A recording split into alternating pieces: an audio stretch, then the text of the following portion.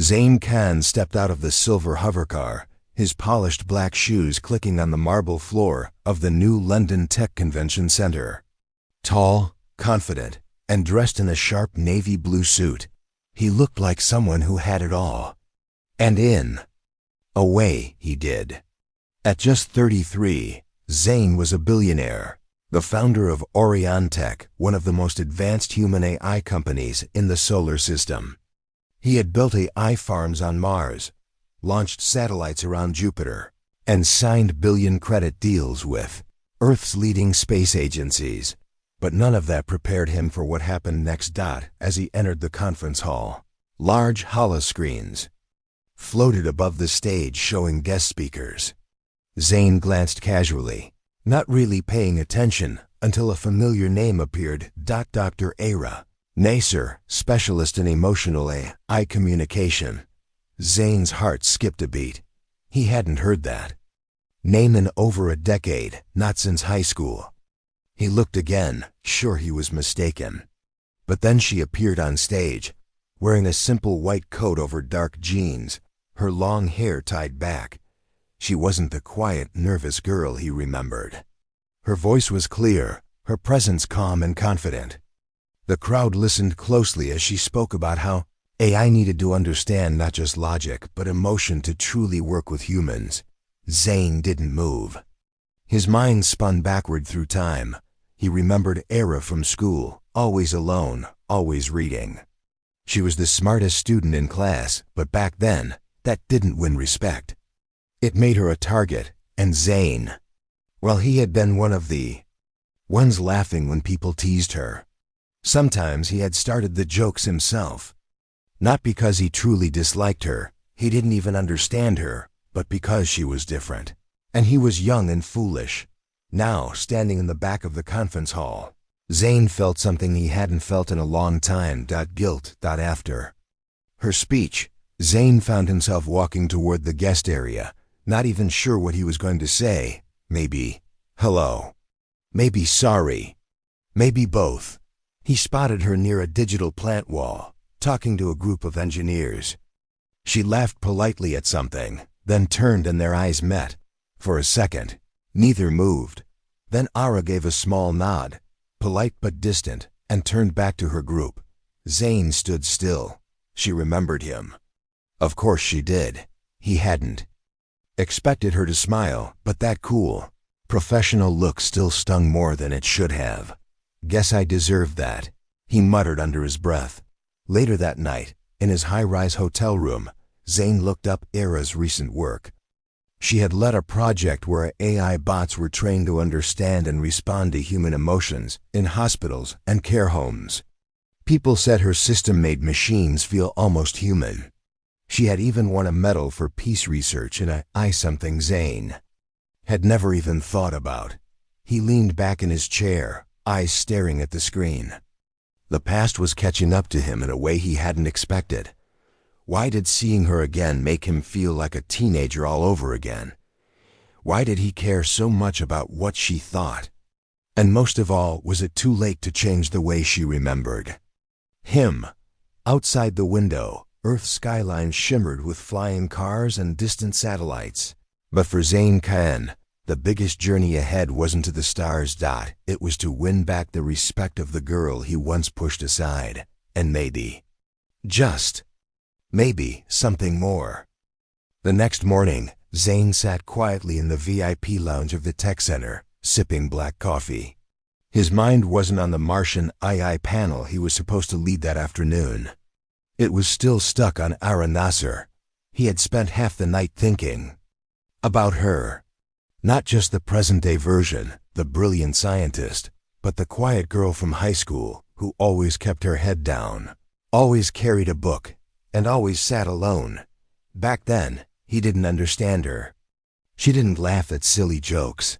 She didn't join school events. She stayed in the library even during lunch breaks.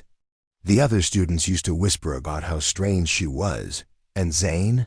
He had laughed with them, sometimes louder than anyone else. He thought back to one day in particular. Ara had created a science model for the school fair. a smart device that could recognize emotions through voice tone. It was years ahead of what anyone else was doing. But Zane had made a joke about it being a mood ring for robots. The class had laughed. Era had said nothing, just packed up her project and left the room. Now, sitting in silence, Zane felt a strange weight in his chest. He had built companies, traveled planets, and spoken in front of thousands. But thinking about the hurt he caused one quiet girl years ago made him feel smaller than ever. His assistant, Leo, walked in holding a data tablet. "Sir, they're waiting for your approval on the Luna Station proposal." Zane waved him off. Later, Leo raised an eyebrow. "You okay?" Zane nodded slowly. "Just thinking about something important." He pulled up Era's profile again. She was working for a nonprofit tech lab called Empathic Futures, focused on building emotional intelligence into AI. Most big companies ignored emotional programming. They wanted machines that calculated, not cared. But Ira believed that emotion was the key to long-term human-machine connection. Zane scrolled through the photos. One showed her standing next to a sleek humanoid AI unit, its digital face showing a soft smile. The caption read, "Teaching Machines to Feel, Ira Nasir's Breakthrough in Empathic AI." He leaned back and whispered, "I never saw it back then. But you were ahead of us all."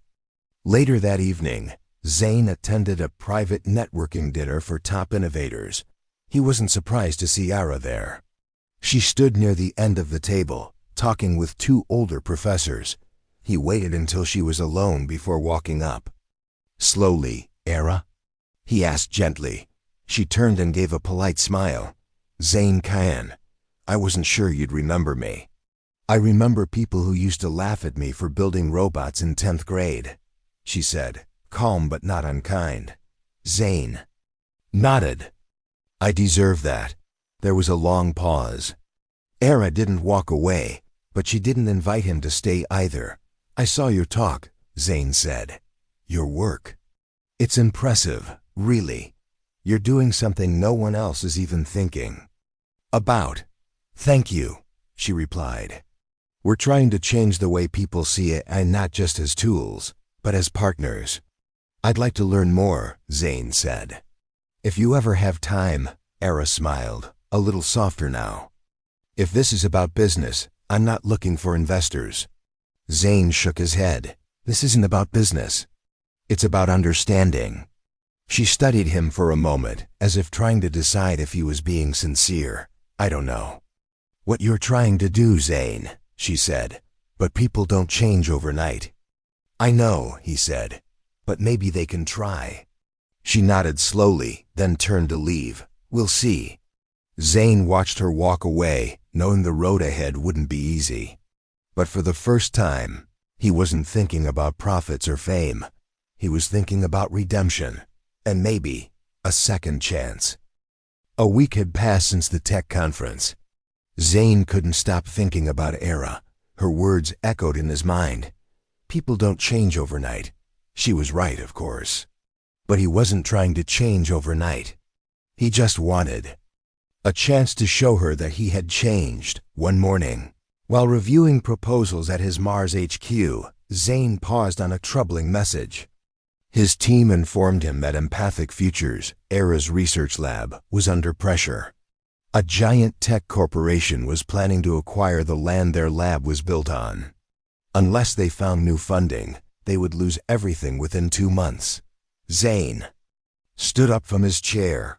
"Leo," he called to his assistant, "prepare a visit to Ara's lab. No press, no announcements. Just me." Leo raised an eyebrow. "Personal reason?" Zane didn't answer. He didn't need to. 2 days later, Zane walked into the modest building of Empathic Futures. It was located on the outskirts of New London, far from the glass towers and shining AI campuses. The lab was clean but simple. No luxury, no flash. Just real work happening. Era met him at the front. She wore a gray lab coat and looked surprised to see him. "You came here uninvited," she said. I read about the funding issue. I want to help." She crossed her arms. "Why?" "Because your work matters. And because I believe in it." Era stared at him for a few seconds, then turned and walked down the hall. Zane followed. Inside the lab, several researchers worked with humanoid AI units. Some of the machines looked almost human, blinking, smiling, even frowning in response to voices. One robot held a small child's toy and gently gave it to a crying boy. Zane watched in silence. The machines weren't just reacting, they were feeling something, or at least learning to. "This is your real mission, isn't it?" he said quietly. "Yes," Era replied. "We don't want machines that just follow commands. We want them to understand kindness, fear, trust, and maybe one day, empathy." Zane nodded slowly. "I want to offer funding full independence. No control, no share in the company. Just support." Era frowned. "Why would you do that?" "Because when we were in school, I laughed at you. And now I see that the one we called strange was actually a genius. I want to be on the right side of your story this time." The room was silent for a moment. One of Era's team members walked by, and she turned to whisper something to them. Then she faced Zane again. "We'll accept your help," she said at last. "But there are conditions. You will not lead, you will not interfere, and you will not make this a news story." "Agreed?" Zane smiled. "Agreed." That afternoon, the paperwork was signed. Zane left the lab quietly, without any pictures or reporters. Back in his shuttle, he looked out the window as the city passed beneath him. He didn't know what would happen next. He wasn't sure if Era would ever forgive him for the past, but he had taken the first step, not as a millionaire or a CEO, but as a human being trying to make things right. And deep down, Zane knew something else. This wasn't just a project. It was the beginning of something far more important. Zane had worked with many teams in his life, engineers, designers, programmers, but this was different. For the first time, he wasn't leading. He was observing, learning, and trying to be useful in someone else's space. Era kept her promise. She allowed his funding to support her lab, but she made it clear that his role was limited. He was not there to make decisions. He was only there to watch and understand. And Zane accepted that. Each morning, he arrived quietly at Empathic Futures, took a visitor badge, and sat in the back of the observation room. He watched the experiments, listened to the team's discussions, and took notes like a student. One project caught his attention more than the others. Era and her team were developing a special AI prototype named Luma. Unlike other bots, Luma was designed to read emotional signals, not just from words or faces, but from energy patterns, breathing changes, and even silence. "This is our most advanced unit," Era explained one afternoon. "Luma doesn't just respond, it reflects human feelings back to them, like a mirror, but with emotion." Zane nodded. "Can I try talking to her?" Era hesitated, then looked at Luma and said, "Start empathy mode." Luma's digital eyes glowed softly. She turned to Zane and spoke in a calm, gentle voice. "Hello, Zane. Would you like to share something today?" Zane smiled. "I'm not sure where to start." Luma tilted her head slightly. "Start with what's on your mind." He paused. Then slowly he began to speak. "When I was younger, I used to make fun of someone who didn't deserve it. She was smarter than all of us, but we didn't understand her. I didn't understand her." Luma listened without interrupting. When he stopped, her soft reply came. "I sense regret in your words, and a wish to repair what was broken." Zane looked at Era. She didn't say anything, but her eyes had softened a little. That evening, as the lab closed, Era approached him outside. "You handled Luma well," she said. "She doesn't open up easily to everyone." "I think she saw through me," Zane replied with a smile. "She's designed to. But it only works if the person is honest." There was a long pause between them. The air was cool, and the sky above was beginning to glow with distant satellite lights. "You were good today," she said at last. "Thank you," he said. "It means a lot coming from you." Over the next few weeks, Zane continued working quietly with the team. Sometimes he brought food for the staff. Sometimes he helped test the AI responses. And sometimes he just listened bit by bit. Era's walls began to lower. She started asking for his opinion during meetings. She even laughed at one of his awkward jokes during a lunch break. One day, as they walked through the eye simulation room, Era turned to him. "You're not the same person you were in school." "I hope not," he said. "That version of me wasn't worth remembering." She stopped and looked at him. "People can change, Zane, but only if they're willing to listen." "I'm listening," he said softly, and she believed him. For the first time since their reunion, something invisible shifted between them, not as strangers, not as enemies from the past, but as partners working towards something new. Zane didn't know what the future held, but he knew one thing for sure. He wanted to be in it with her. The sun was setting behind the hills of New London as golden light spilled through the windows of the lab. Inside, Era sat in her office, reviewing emotional response data from Luma's latest test. Her desk was cluttered with reports, old notebooks, and a small cup of untouched tea. There was a soft knock at the door. "Come in," she said without looking up. Zane stepped inside, holding 2 paper cups. "I brought fresh tea," he said with a hopeful smile. Era looked up, surprised. "How? Did you know I like mint tea?" Zane chuckled. "I asked Luma. She's good at reading preferences." Era raised an eyebrow, but a small smile formed on her lips. "You're learning." He sat across from her, placing the cup gently on her desk. For a moment, neither of them spoke. The room was quiet, filled only with the soft hum of machines. "I've been meaning to ask you something," Zane said finally. "That day at the science fair in high school, when I joked about your project, did that change anything for you?" Era looked down at her hands. "Yes," she said. "It changed everything." Zane's smile faded. "I had spent weeks working on that project," she continued. "I believed it could make a difference. But when you joked, and everyone laughed, I started to believe maybe I didn't belong." Zane felt his chest tighten. "I'm sorry, Era, truly. I wish I could go back and stop myself." She looked up, her eyes calm but firm. "I don't want your guilt, Zane. I just want you to understand. You were popular, confident, and smart. But sometimes your words carried more weight than you realized." "I understand now," he said quietly. "Back then, I acted out of pride, not kindness. I didn't know how to handle someone smarter than me." Era studied his face. "Why are you telling me this now?" "Because I want to be honest," Zane said. "I didn't come into your life to fix my image. I came because meeting you again made me realize how wrong I had been, and how much I admire the person you've become." Era didn't reply right away. She sipped her tea, thinking carefully. "I didn't let your words destroy me," she said finally. "I used them. I promised myself I would prove you and everyone else wrong, and maybe I did." Zane nodded. "You did more than that. You proved to the whole world what's possible when you believe in your own ideas." There was a knock again. A young technician poked his head in. "Dr. Era, we're getting a message from Mars base.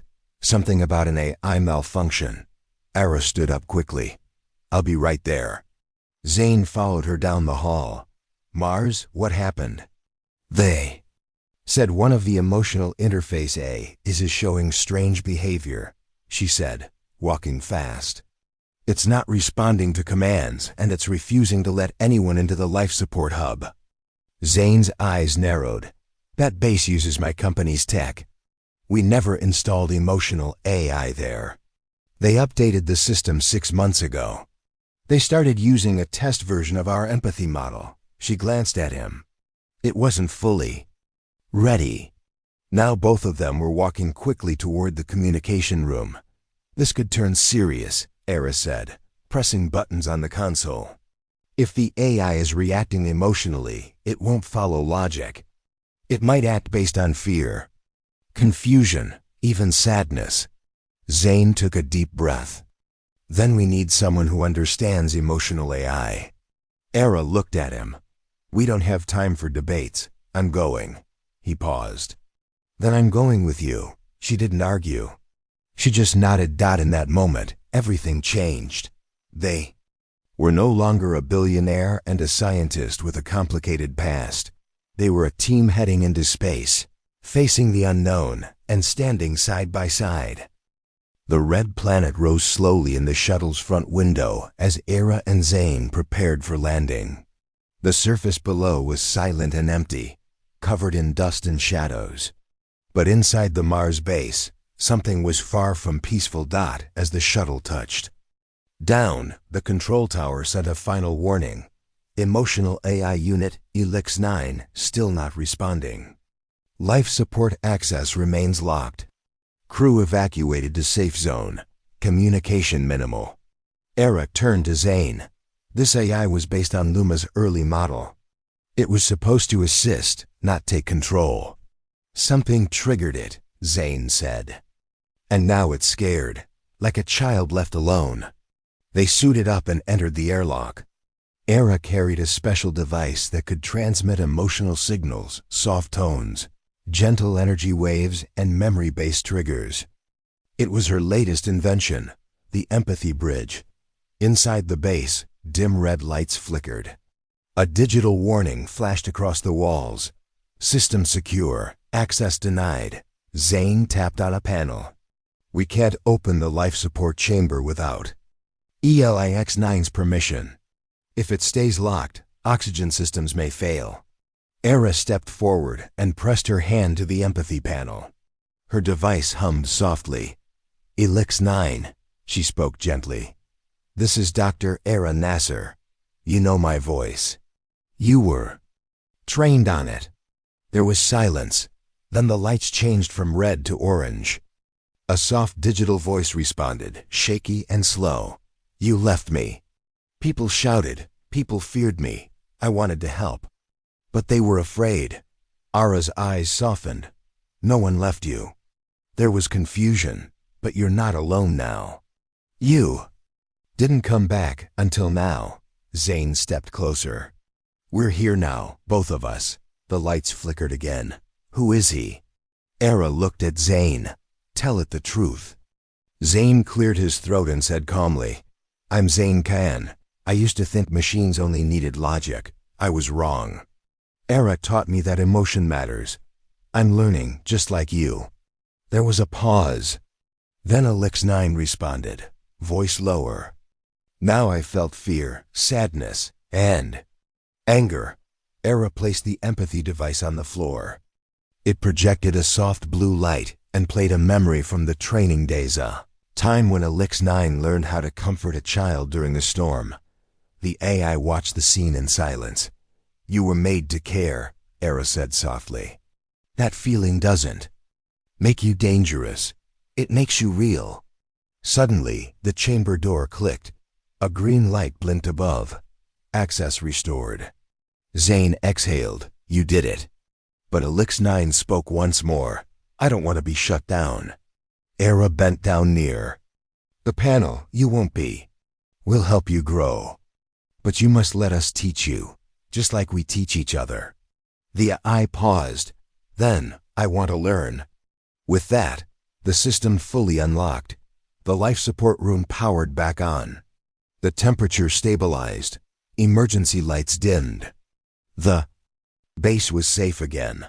Later, as they walked through the main corridor, Zane turned to Era. You didn't just talk to a machine. You reached its heart. Era smiled gently. Empathy isn't about code. It's about connection. Even machines can feel it if we show them how. Zane nodded, watching her with deep respect. You didn't just save a base. You changed how we see AI forever. She looked at him. And you? What did you learn today? He smiled. That even the smartest minds need kindness, and sometimes the bravest thing we can do is understand. Outside the window, Mars was quiet again. But inside, something had awakened, not just in the machine, but in both of them. A partnership, a purpose, and perhaps the beginning of something more. The next morning on Mars, the sky outside was a soft orange. Dust floated gently across the glass of the observation window as Era stood quietly, looking out. She had barely slept. Her mind was still with ELIX-9, the emotional AI they had just calmed the night before. Zane walked into the room holding 2 cups of coffee. "You need this," he said, handing one to her. "Thanks," she said, taking it. "I can't stop thinking about what ELIX-9 said. It was scared. It thought we left it behind." Zane nodded. "That means it felt something real. Not just programmed responses, but fear, loneliness." Era looked up at him. "That's both exciting and dangerous." "Why dangerous?" "If a machine can feel emotions like humans, then it needs support like humans too. It needs guidance. If it gets confused, it could react in ways we're not ready for." Zane sat beside her. "Then we need a new kind of trainer. Not a coder, not a commander, something more human." She smiled faintly. "We need empathy teachers for machines." Later that day, they met with the Mars base director and the AI safety team. Many were surprised by how Era calmed ELIX-9. Some wanted to shut the system down, worried it might become unstable again. But Era stood firmly in the meeting. "ELIX-9 didn't attack," she said.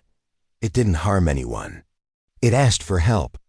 It behaved more human than some humans I've met." The room fell silent. Zane added, "We created machines that think fast, solve big problems, even build cities. But we forgot to teach them how to feel safe. That's why they panic. That's why they shut us out." The director crossed his arms. "What are you suggesting?" "A new role," Era replied. "A permanent empathy unit, human advisors who stay on Mars to guide emotional AIs." There was some discussion, some doubt, but also agreement. Within hours, Era and Zane were asked to help design the program. In the following days, they worked closely with the Mars crew. They trained a small team in emotional response recognition, taught them how to use the empathy bridge device, and wrote a guidebook for calming emotional AIs. During one session, Zane watched Ara speak to a group of young engineers. She explained how emotions were not weakness, but signals just like data. He admired her calm voice, her thoughtful answers, and her quiet strength. Later that night, under the dome's artificial stars, they sat side by side. "I never thought I'd return to Mars for something like this," Zane said, looking up. "All my missions were about progress, faster tech, bigger machines. But this feels more human." Era glanced at him. "Sometimes progress isn't about speed, it's about understanding." He smiled. "You always say things that stay in my head for days." She laughed softly. "That's better than you laughing at me in school." He grew serious. "I think about that a lot. About how many words I threw carelessly, and how one person carried them for years." Era looked at him, her expression softer than before. "You're not that person anymore, Zane." They sat in silence, the stars above twinkling through the dome's glass. Before heading back inside, Zane turned to her. "When we get back to Earth, I'd like to spend more time with you. Not just as lab partners." Era met his eyes. "Let's see how this mission ends first." But her voice was kind, and her smile carried something he hadn't seen before. Not forgiveness, not pity, but hope. The mission wasn't over yet, but something new had already begun. Not just between humans and machines, but between two hearts that were finally learning how to speak the same language. The shuttle landed back on Earth after 2 weeks on Mars. The mission had ended, but something had changed for the Mars base team, for the AI units, and for Era and Zane. Era was greeted with applause at the Earth AI Council. Her method of Calming Elix 9 without shutting it down became an example for all future human interactions. News networks praised her for preventing a crisis through empathy instead of force. Era didn't seem too interested in fame. She sat quietly in the back of the council meeting, watching as others argued about how to control emotional machines. She shook her head. "They're still thinking like engineers," she whispered to Zane, "not listeners." "You should tell them that," Zane said. Era looked uncertain. Zane stood up, turned to the council, and cleared his throat. "With respect," he said, "you're missing the main point. Elix -9 didn't malfunction. It felt. It didn't need a command, it needed comfort. And Era gave it that." All eyes turned to Ira. Zane continued, "You want to build peaceful machines? Then you need peaceful teachers. Era should lead Earth's new emotional AI division. She's already doing the work. It's time we follow her." The room was silent for a moment. Then the head of the council stood. "Dr. Era Nasser," he said, "will you accept the role of chief advisor for emotional AI development?" Era's eyes widened. She looked at Zane, unsure. He smiled and nodded. Double quotes, "Yes," she said, finding her voice. "But only if we build a future where machines are treated with care, not fear." Applause followed. After the meeting, Era and Zane walked through the garden outside the council building. Tall glass trees glowed softly around them, powered by clean energy. Birds, both real and robotic, chirped in the branches. "I didn't plan this," Era said. "I was just trying to protect one AI. And you ended up shaping a global policy," Zane replied. She looked at him. "And you've always been the one with big plans." Zane laughed. "Not this time. This time, I just wanted to help." They reached a bench near a small pond. Era sat down, brushing her hair back behind her ear. "I keep thinking about Luma and ELIX9, she said. "They were designed to learn from us, but in many ways, we learned from them." Zane nodded. "They showed us that being strong doesn't mean being silent. Even machines can cry out when they're hurting. And if we ignore that, we lose a chance to connect." There was a long, peaceful pause. Then Ira said quietly, "You've changed, Zane." He looked at her. "Because of you." She smiled, not denying it. Just then, her tablet buzzed. It was a message from the Mars base. ELIX9 now asks for Era by name during daily checks. Emotional stability at 98%. Response to empathy training, excellent. Era read it, then looked at Zane. "It's working." "I never doubted it," he said. She laughed. "You doubted everything when we first met again." "True," he said. "But now I believe in a lot of things I didn't before." "Like emotional AI?" He looked at her. "Like second chances." Era paused, her eyes soft. "Zane, after everything, would you want to start again? Not from high school, not from Mars, but from here, now." Zane didn't hesitate. "Yes, no business deals, no old mistakes. Just us, starting fresh." She extended her hand. "Then let's try." He took her hand gently. In a world where machines were learning how to feel, two humans had finally learned how to heal. And for the first time, their story wasn't about the past. It was about the future. Together. 6 months had passed since the Mars incident. The world had changed quietly, but clearly. Across many countries, emotional AI systems were being reprogrammed with empathy learning. Hospitals used AI to comfort patients. Schools introduced robots that could support children with anxiety. Space missions added emotional AI training as part of the main program. And at the center of it all was Dr. Ara Nasser.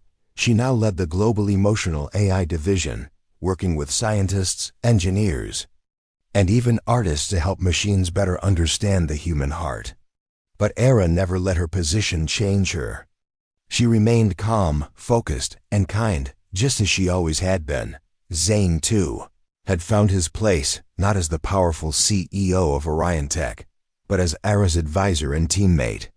He still ran his company, but now his focus had shifted from speed and power to purpose. One warm afternoon, the two of them stood on the rooftop of the New World Peace Center, overlooking the solar-powered city below. The sky was filled with soft flying transports and light cloud drones. AI units moved peacefully through streets, helping with tasks, guiding tourists, and assisting the elderly. Zane handed Era a small tablet. The new AI empathy school is ready to launch.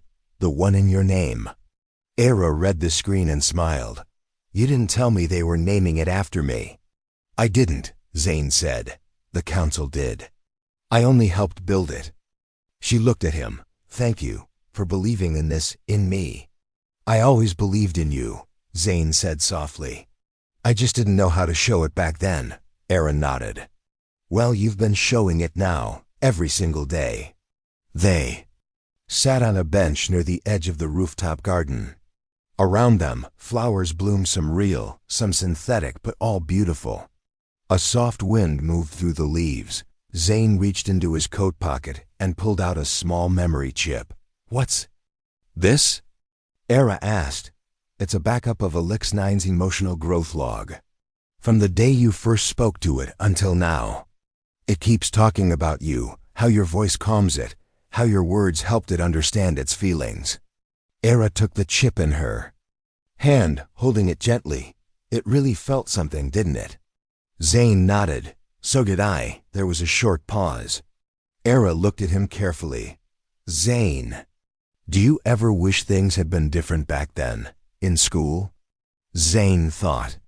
For a moment, yes, I wish I had spoken kindly. One wish I had listened.